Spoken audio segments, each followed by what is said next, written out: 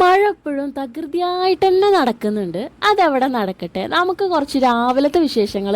ആച്ചിലൂന് സ്കൂളുള്ള ദിവസം കൂടിയാണ്. കടലക്കാർ ഇവിടെ തളതളാ തിളക്കുന്നുണ്ട്. അതിന്റെ കൂടെ കഴിക്കാൻ ദോശയാണ് കേട്ടോ ഉണ്ടാക്കുന്നത്. ഇതിന്റെ ഒപ്പം തന്നെ ആച്ചിലൂന് കൊണ്ടുപോകാനുള്ള ലഞ്ചിന്റെ കാര്യങ്ങളൊക്കെ നടക്കുന്നുണ്ട്. അപ്പൊ അതേ നമ്മുടെ ആച്ചിലുക്കാക എഴുന്നേറ്റ് വന്നിട്ടുണ്ട്. ഇന്നലെ രാത്രി നേരത്തെ തല്ലി ഉറക്കിയ കാരണം ഇന്ന് മൂപ്പരന്നെ എണീറ്റ് വന്നിട്ടുണ്ട്. എണീറ്റ് വരുമ്പോ തന്നെ ഒരു മിൽക്ക് ബേബി ആയിട്ടാണ് വരാറ്. അപ്പൊ അവന്റെ മൂടൊന്ന് ശരിയാക്കാൻ വേണ്ടിയിട്ട് ഉമ്മറത്ത് കൊണ്ടേ ഇരുത്തി കുറച്ച് കാര്യങ്ങളൊക്കെ പറഞ്ഞു. ആദ്യമായിട്ട് സ്കൂളിൽ പോകുന്ന ഒരു കുട്ടിയുടെ ഉമ്മ എന്ന നിലക്ക് കുറെ ലഞ്ച് ബോക്സ് വീഡിയോസ് ഒക്കെ കണ്ടിട്ടുണ്ട്. എന്നാലും നമ്മുടെ കുട്ടി അതൊക്കെ കഴിക്കണ്ടേ. പൊട്ടറ്റോ ഫ്രൈയും പടവലങ്ങ തേങ്ങ ഒക്കെ ഇട്ടുള്ള ഒരു ഉപ്പേരിയാണ് ഉണ്ടാക്കിയേക്കണത്. ഈ ഉപ്പേരി അവൻ കഴിക്കൂ എന്നുള്ളത് എനിക്ക് സംശയമാണ്. എന്നാലും ആക്കിയിട്ടുണ്ട്.